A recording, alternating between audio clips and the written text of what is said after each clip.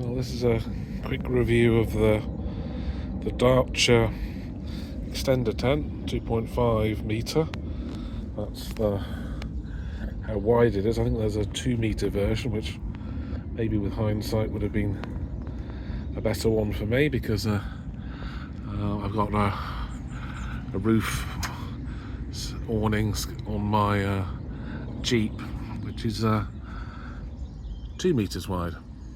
So it sort of bows off the end a little bit, or a little bit, just the things. I have tried putting this up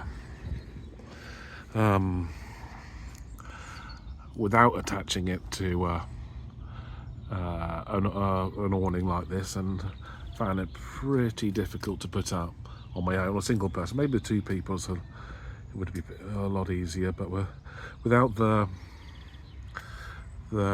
car awning sort of holding it up initially, it does make it quite hard to get these side poles in without the side falling down. You go to the other side and it keeps falling down, but which is a bit annoying. But with this sort of holds it up in place, and you can put it on. Once it's there, it's all right, you can detach it, but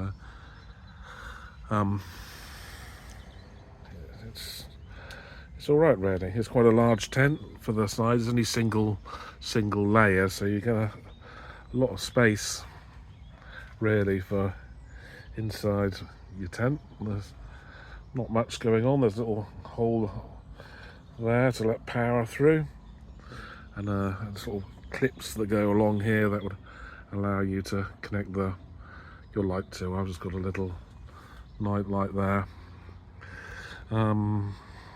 This is a bit of a half a video because the weather is all nice and sunny today, but I'm expecting it to be horrible and rainy and thundery tomorrow, so it'll be interesting to see how well it fares under British terrible weather conditions rather than the nice day you got today.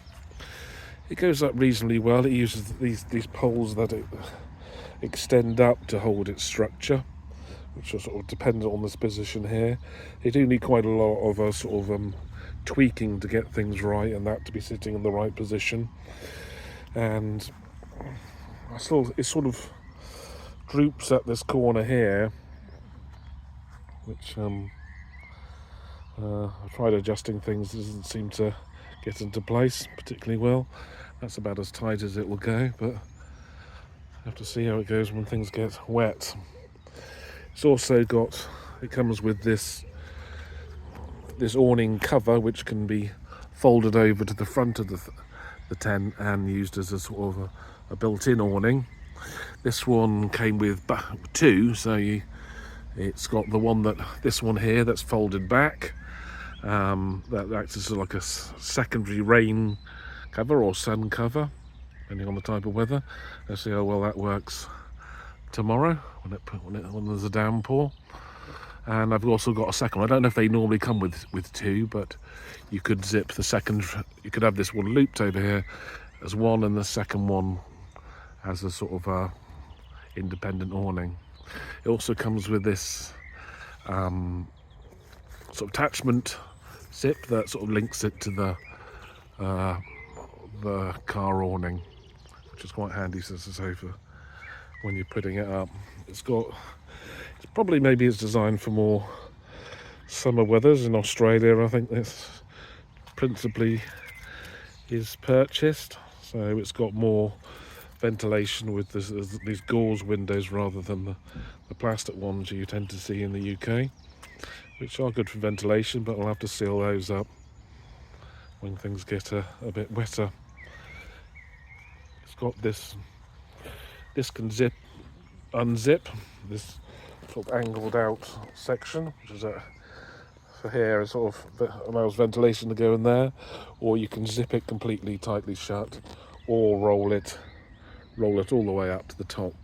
Have one big sort of gauze window there to let more ventilation in.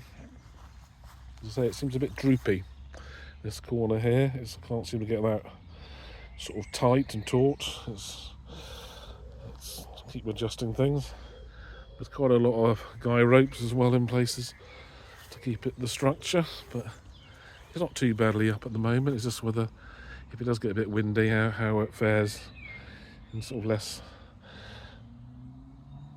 optimistic weather, really.